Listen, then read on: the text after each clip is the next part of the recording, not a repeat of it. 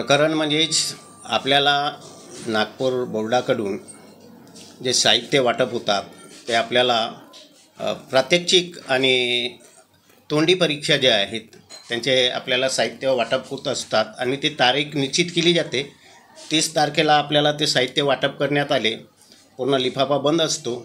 आम्ही त्या ठिकाणी मग शाळेत आल्यानंतर आपण बघितलं त्या लिफाफामध्ये प्रात्यक्षिक परीक्षेचे जे एक्सटर्नल असतो तो external ML Panchbhai sir Janaki Vidyalaya Salekasa येथे आम्हाला माहीत होता की पंचभाई सर मरण पावलेले आहेत।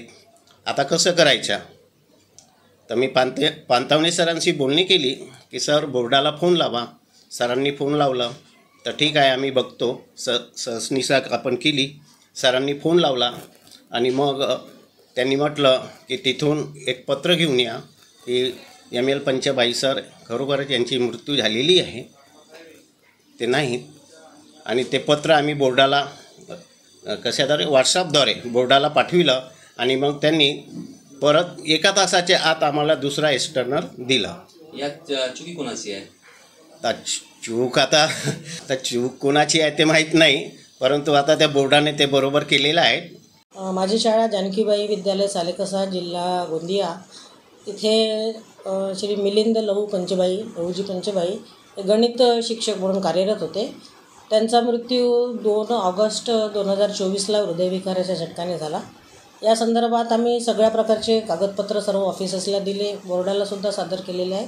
त्या उपरांतही 8 दिवसापूर्वी विज्ञान शिक्षक इंटरनल म्हणून बीजेपारची शाळा आणि तेरखेडीची शाळा इथे त्याने पत्रव्यवहार केला आणि त्या अनुषंगाने पेपरला जे न्यूज आलेली आहे ती माझ्या दृष्टीने तरी खोटी आहे, कारण या संदर्भात आम्ही पाठपुरावा केला होता आणि पत्रव्यवहार केलेला होता। मॅडम काय 2 शाळांमध्ये ते बोर्ड करून पत्र आलं आहे ते आपल्याकडं काल आले होते? हां, उज्ज्वला विद्यालय बीजेपार आणि ग्रामविकास विद्यालय तिरखेडी येथील विज्ञान शिक्षक शाळेत आले होते आणि या संदर्भात त्यांनी माझ्याकडून प्रमाणपत्र घेऊन गेले की त्यांचा मृत्यू झालेला आहे, ते हयात नाही आहे।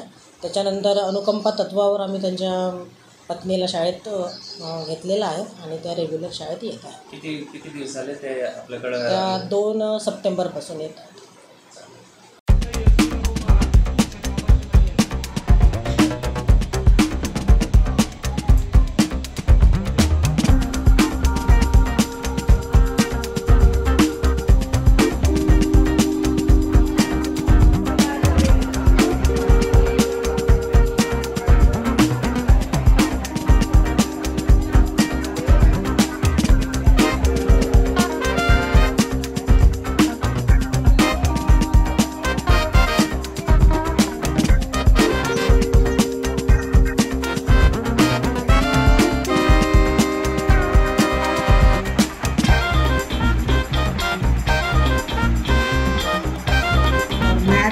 पेपर के लिए लेकर आए